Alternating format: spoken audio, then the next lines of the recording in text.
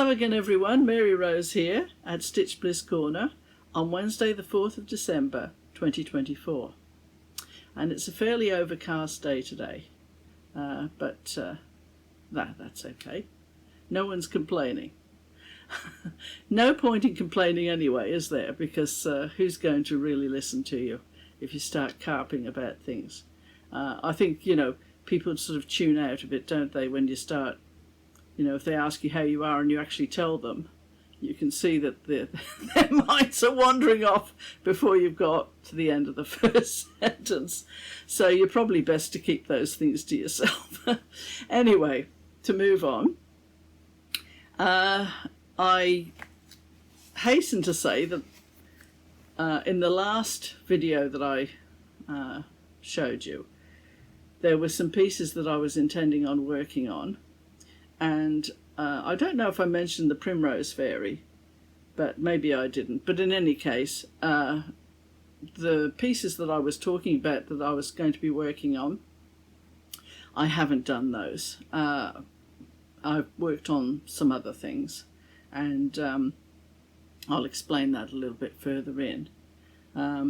I also had to stop stitching for a while because I got bronchitis, which was not very nice, but Harlequin, as usual, came to my rescue because I couldn't stitch, and he got me the entire series of Famous Five books, which a lot of people, I suppose in America, wouldn't know about Famous Five books, but they were by Enid Blyton, and they were written in the times where children could, well, I don't think they did, most children in those days, but she had her 5 children. Well, actually, it wasn't 5 children. It was 4 children and a dog.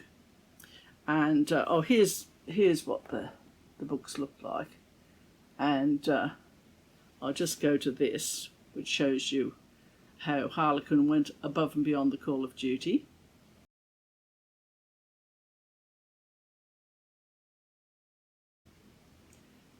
Yes, so they'll keep me busy for a while. But I loved these books when I was a young girl, and Enid Blyton, the author, she had a great way of writing things that made it magical for you as a child. And the characters in the book, the 4, they were cousins, and one of them was called Georgina. But she desperately wanted to be a boy, so she called herself George, and she got very angry if anybody called her Georgina. But I'm sure eventually George hit puberty, and suddenly she enjoyed being a girl. But that's another story altogether. I don't think we ever got that far with the series of books. Then there was, so she was Georgina, and then there was Julian, his brother Dick, and Anne, who was the sister of the 2 boys. So Georgina was an only child, and her father was this rather, what would you call him, not extrovert. He was basically an oddball anyway, scientist, and he used to have a bit of a short temper, which George had inherited. Anyway, to cut a very long story short, and the other one that made up the 5 was Timmy the dog. And of course Timmy came in handy when they, in their adventures, because they used to just pack up tents and things and get on their bicycles and go and ride off into the countryside and find tunnels and strange things going on and odd men wandering about and spies and all this sort of thing. And they'd managed to solve the case.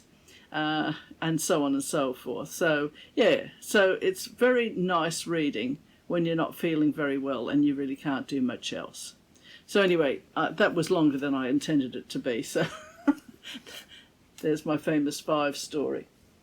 Now, the other thing was the light in the Stitchy room went out, and we have very high ceilings. So we had to get a new light, and Harlequin had to get on his ladder and get up there and change it. So that sort of put a stay on proceedings for a couple of days. And but But the good news is that in the kitchen I now have an air conditioner, and what a game changer that's been. I mean, anyone that watches me knows I'm not very keen on cooking, but it certainly is much better going in there when it's really hot outside, and you can just, within a minute, it gets quite cool in there, so it makes it a little bit less of a torture chamber for me, so that's good. Now, on a more serious note here, the other reason that I haven't stitched the pieces that I was going to stitch is that two very lovely people lost their beloved daughter, and I wanted to stitch something for them and a verse to go with it. Not that the verse went on the work, but it went in a card with it. And this woman, she was, how shall I put it? She was quite an exuberant person and a very sparkly person.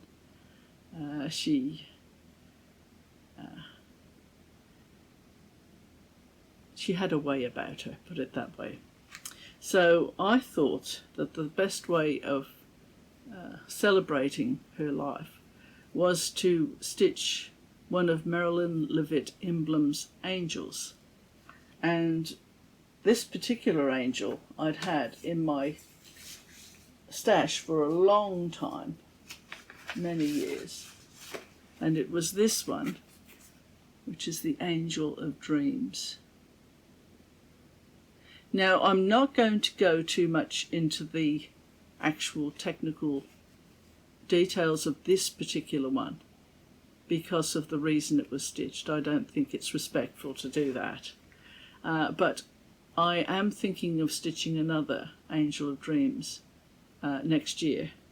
And if I do that, I shall certainly show all the stages of fabric chosen and everything else.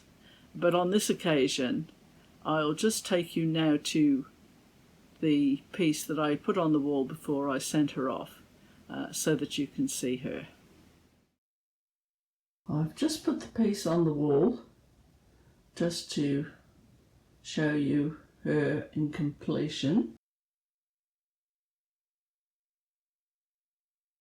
The colours are very much lighter than it's showing on the video. She looks literally like she's floating on a sea of blue.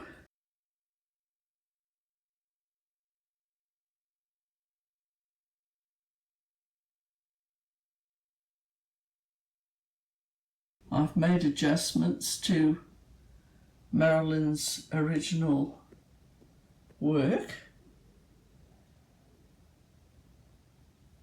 but her signature very much shows through. What an amazing artist she was.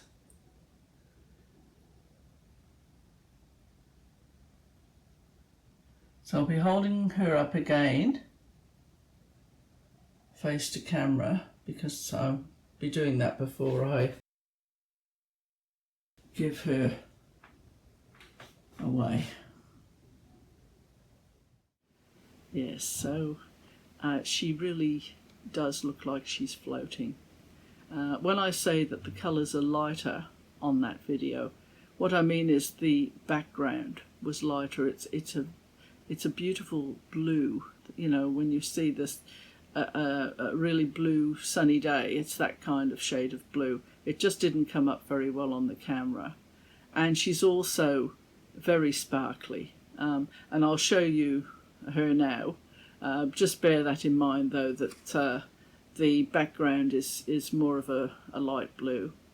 And so I'll show that to you now. I'll just move you back a little bit.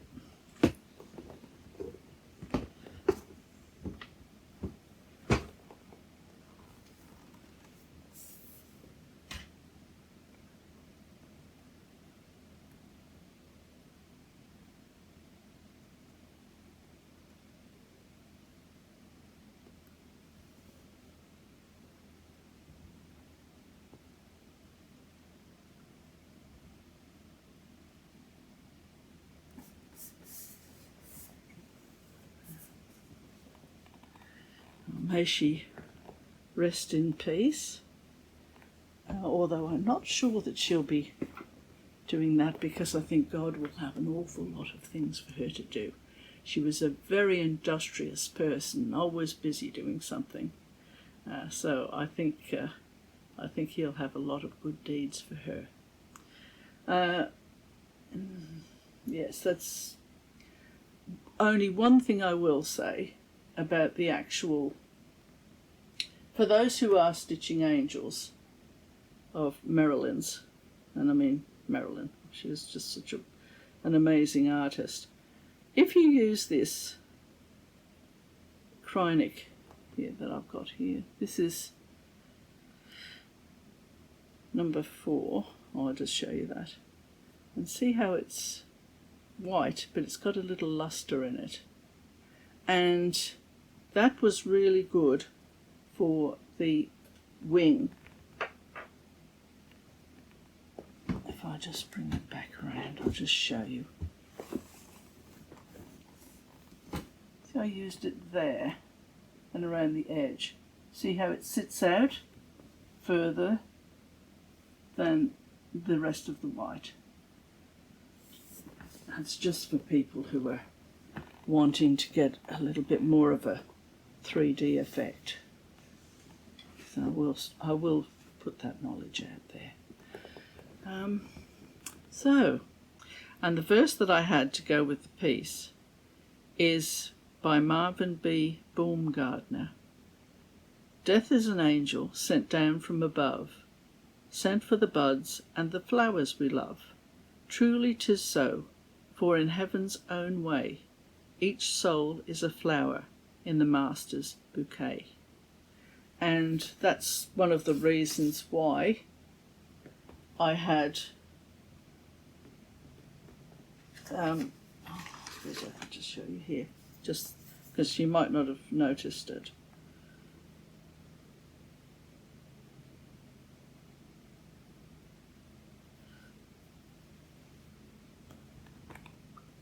See the flowers and buds in the bouquet. And I was thinking of doing French knots, but I decided against that. So that is that piece. And now we will move on to the rest of the video. Right, so where am I? I try not to script things too much. I like it to be fairly loose, but I do have to have a few notes, because otherwise things go out of my head, which, you know, can happen. Anyone will tell you when you do videos that your brain goes a bit mushy. Anyway, now I have to show you a couple of finishes, a couple of whips, and a bit of info about fabrics. Oh yes, a bit of info about fabrics, that's at the end. Now then, do that one after.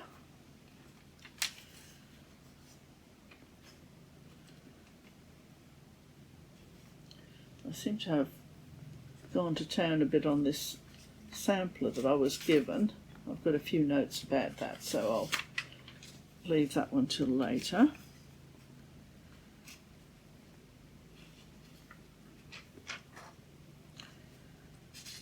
Right, so I think we'll just go on to the Primrose Fairy. Oh no, we won't. We'll go to this first, which was one that I think I spoke about last time, which is this one. Beacon at Rocky Point, yes. Every now and again I have a thing about stitching lighthouses. So this one came up pretty well. Not a lot to say about that one, other than, as I've said before, it amazes me how dimensions petites, they can put so much detail into such a small area. It's really quite amazing. Yeah, so that one's complete now, so I think that's on there. It was 18 count. I always use 18 count unless otherwise, you know, situations dictate otherwise. Like with the sampler that I'm doing, I'm doing that on 20 count Ada, but I'll get to that afterwards. So that's that. Now Primrose, here she is. And this is from a kit that I picked up at a newsagent, which has since closed down. You know, I mean, newsagents used to be so busy, didn't they? They used to be the hive of activity. But now, well, in Australia anyway, they're disappearing. Not surprisingly, because newspapers now are all mostly online, aren't they, and everything. Anyway, so, Primrose Fairy. So there she is. Now this actually was put out on, I think it was 40, oh no, that's right. I was thinking of using a different fabric for this. But then I thought, well, it is shaded the way it should be for primroses, I think. It's sort of a very, very light blue. And so there she is there.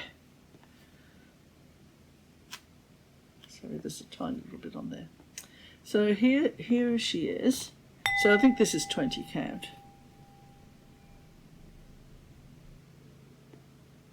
And on her wings, you probably can't see, but I've got some sparkly gold thread on her wings.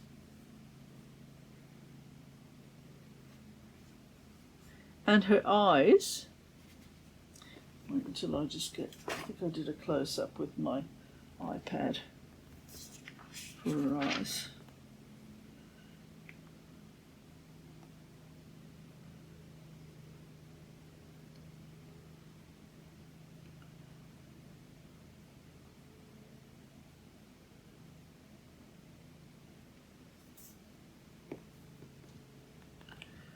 Yeah, for her eyes there, I actually, instead of having just solid black in there, I just dotted it with a little tiny nib of a pen. I just put two, it's cheating a bit, isn't it? That's what I did, and it worked, so I was happy with it.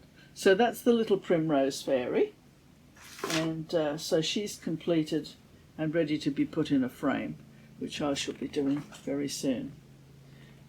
This was the colour palette for her, and as you can see, there's plenty of threads left.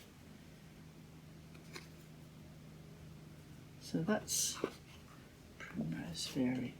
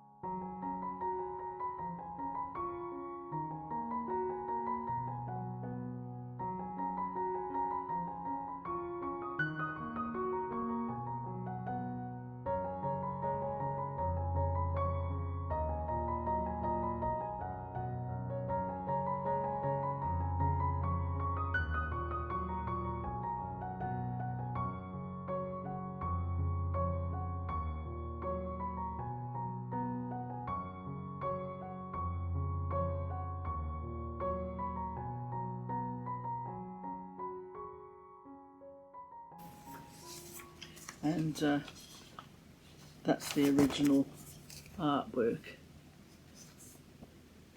This artist, which I've spoken about her before, because she worked with children in a kind of a, well, for those days, Victorian times, it was like a little preschool, but it, you know, sort of things they had, I suppose.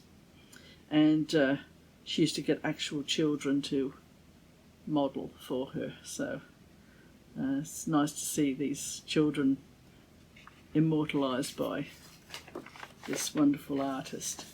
So yeah, and there's some gold thread that I used. for her wings, which is Krynic Metallics blending filament. You know, with the angel that I stitched, there were a lot of beads suggested, but I don't do beads. They really do nothing for me. But I don't know why. They've just never appealed to me. So I always use metallic thread instead. And she shines around the hem of that dress. Absolute. It really does dazzle. Now what have I got here?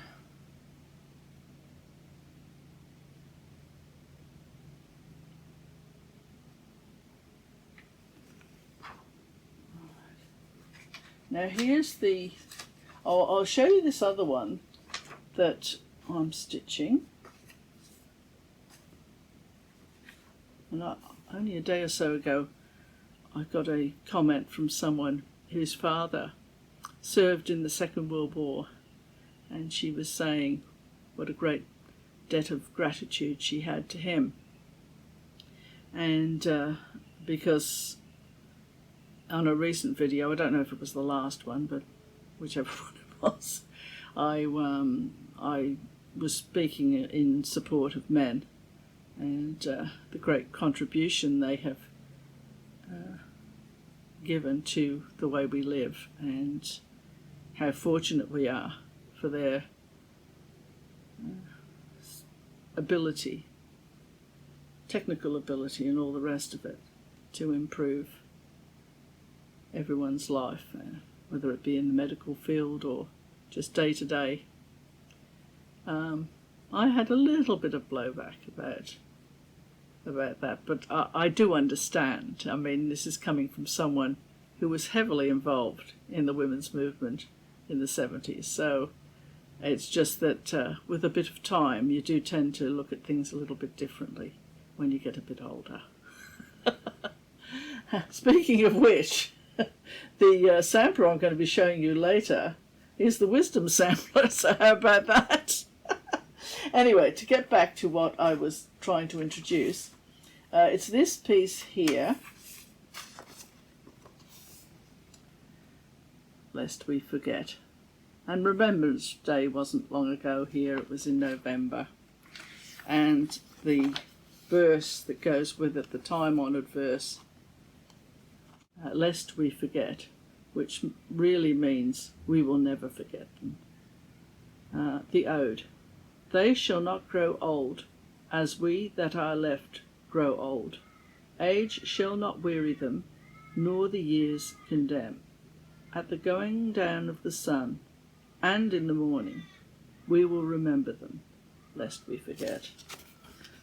So this one here, this is a piece more commemorating, I suppose you could say, the First World War, but it's all wars, you know. And this is the uniform of the Australian soldier. Yeah, so Harlequin particularly likes this one. And although it's not the Air Force in the Second World War, it does remind me of Winston Churchill. And I think the words went along the line of, he was talking about the Royal Air Force, and I think he said something like, never in the field of human conflict has so much been owed by so many to so few. It does remind me of that one. Yeah. So that's what I'm working on now. Now that did come with 14 count Ada, which I didn't want to use. Not because it's Ada, certainly not. I really like Ada, as anyone would tell you. But I just wanted to use my 18 count. Now, so here is the piece I'm stitching now, and this is as far as I've got with it, which is his tunic there, and some of the soldiers in the background.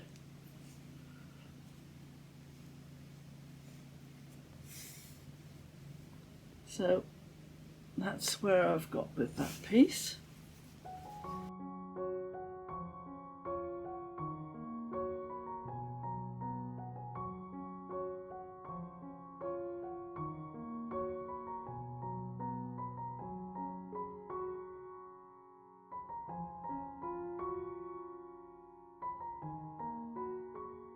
And I may as well now just talk about that Ada a little bit, and then I'll finish off with the sampler.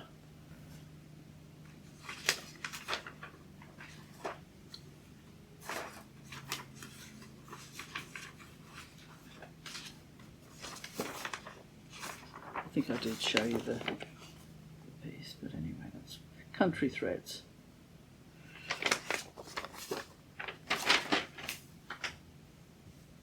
There's the palette.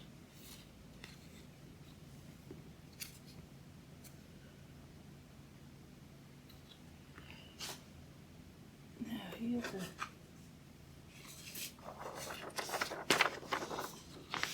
just showing you here. There is even weave. There's Hardanger, and that's Ada. And you can see how differently they're constructed. And I've got a closer up here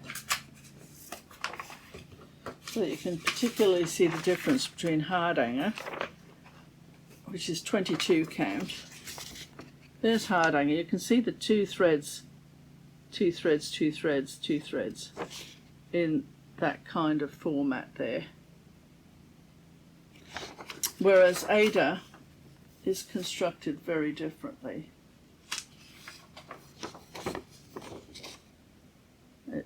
It's a totally different beast there, but very, very strong fabric to stitch on. So that's that. Right, now I'll get to this. I was given this sampler, and I don't think I don't really do samplers very often, but this one, it did take my interest. I don't think I would have actually bought it, but having come into my hands, I do find it quite intriguing to work on it. And it's this one here, Elsa Williams, and it says here, this is the Wisdom sampler, designed by D. Vermilion Giampa, Giampa. This needlework of mine can tell, I in my youth was learned well, and by my elders also taught, not to spend my time for naught. I do like the sampler, and it's like stitching in a colouring book, really. I have made a few adjustments here and there, and I shall just get that out now and show you. And there are a lot of instructions on each line of what to outline the petals in, and the man's chin and the cuffs on his coat and all this sort of thing. So that's very handy.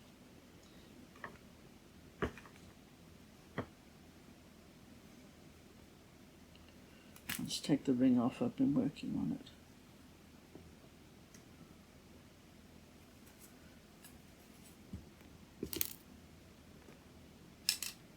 Now, what was it? Oh, here's the palette for you. And those threads, when you get them, they're sort of all together. You have to kind of work out what colours are which. And you can sort of do it because they say whatever blue, 16 threads, or 6 threads for another colour. So you can sort of, by the process of elimination, you can work it all out. But it's just, you know, an extra thing that you have to do, which is all part of the fun, I suppose. Right. Anyway, so here's where I've got to. Now, this particular fabric is 20 count Ada. Now, I think it's pretty good. I'm using a single thread 1/1, but there are some blended threads. So when you have blended threads, because of course this, you're supposed to stitch this on 14 count, and it was just, you know, it would have been massive. So so I thought, well, there are blended threads, so you can't really use those if you're not doing 2/2, or if you know, haven't got a big enough size stitch count that it all clumps together. So what I did for the blended threads, where it was practical, I used tent stitch, you know, but so I just thought that would work, and it sort of does work, because on the grass here, quite a lot. Oh, it's a bit hard to see because it is very small. Oh, maybe I'll get the iPad out. Hang on a tick.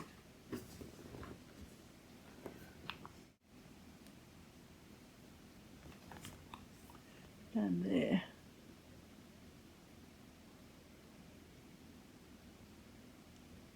That's what I did. Now the lettering as well was supposed to be a lighter blue, this lettering up here, but I did it a darker blue. So there are quite a few dogs in this. There's one up here, which is hard for you to see, but he is up there. And some more dogs down here. So yes, so that's what's been taking up my time for, you know, for the past week or so. I will say too, though, that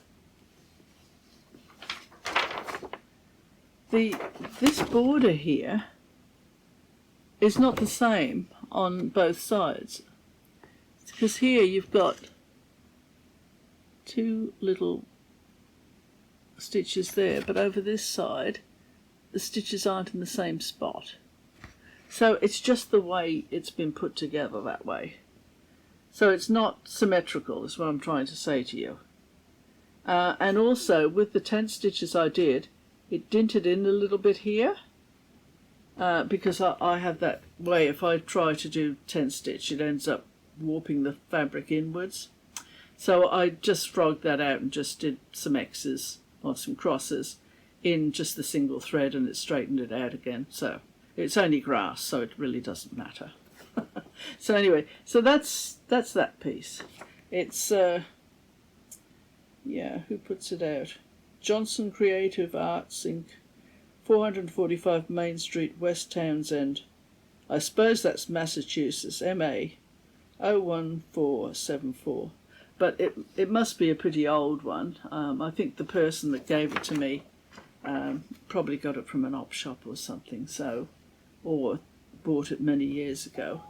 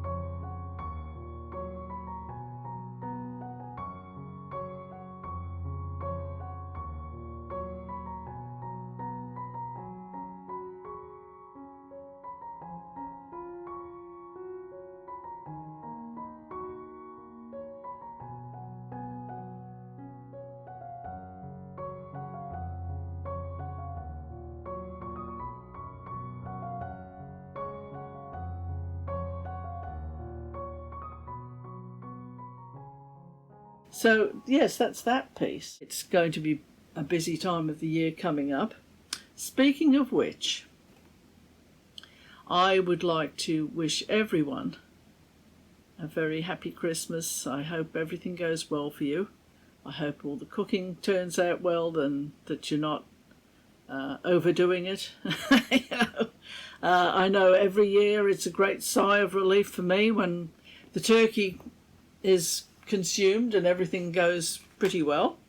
And of course this year I've got the air conditioner, so because here, of course, unlike in many parts of the world where you have snow and you know, it's nice and cool and everything, here it's often very hot, and you know, you're sitting around with your party hats on and feeling very warm. Although with the air conditioning, of course, things are a lot better than they were in the 60s. You know, I mean, it was pretty rough in those days because, you know, you just had your fans and that was it. But that's another story, isn't it? So, as I say, I wish you all very best, and for a wonderful new year as well. And we'll see if we can catch up next year sometime, and I can show you what I've been up to. So, this is Mary Rose signing off from Stitch Bliss Corner, and goodbye for now.